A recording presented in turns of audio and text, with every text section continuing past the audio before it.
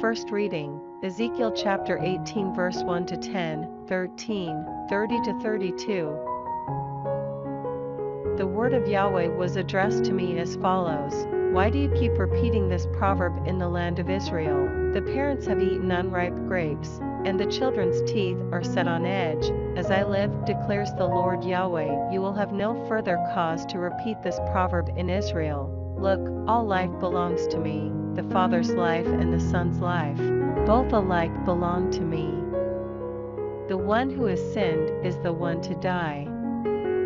But if a man is upright, his actions law-abiding and upright, and he does not eat on the mountains or raise his eyes to the foul idols of the house of Israel, does not defile his neighbor's wife or touch a woman during her periods, oppresses no one, returns the pledge on a debt, does not rob, gives his own food to the hungry, his clothes to those who lack clothing, does not lend for profit, does not charge interest, abstains from evil, gives honest judgment between one person and another, keeps my laws and sincerely respects my judgments, someone like this is truly upright and will live, declares the Lord Yahweh. But if he has a son prone to violence and bloodshed, who commits one of these misdeeds, lends for profit, or charges interest, such a person will by no means live. Having committed all these appalling crimes he will die, and his blood be on his own head. So in future, house of Israel, I shall judge each of you by what that person does, declares the Lord Yahweh. Repent, renounce all your crimes, avoid all occasions for guilt, shake off all the crimes you have committed, and make yourselves a new heart and a new spirit. Why die, house of Israel? I take no pleasure in the death of anyone, declares the Lord Yahweh, so repent and live.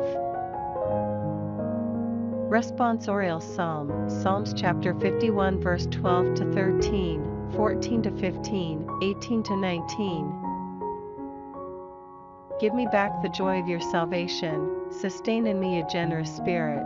I shall teach the wicked your paths, and sinners will return to you. Deliver me from bloodshed, God, God of my salvation, and my tongue will acclaim your saving justice. Lord, open my lips, and my mouth will speak out your praise. In your graciousness do good to Zion, rebuild the walls of Jerusalem, then you will delight in upright sacrifices. Burnt offerings and whole oblations and young bulls will be offered on your altar. Gospel, Matthew chapter 19 verse 13 to 15. Then people brought little children to him, for him to lay his hands on them and pray.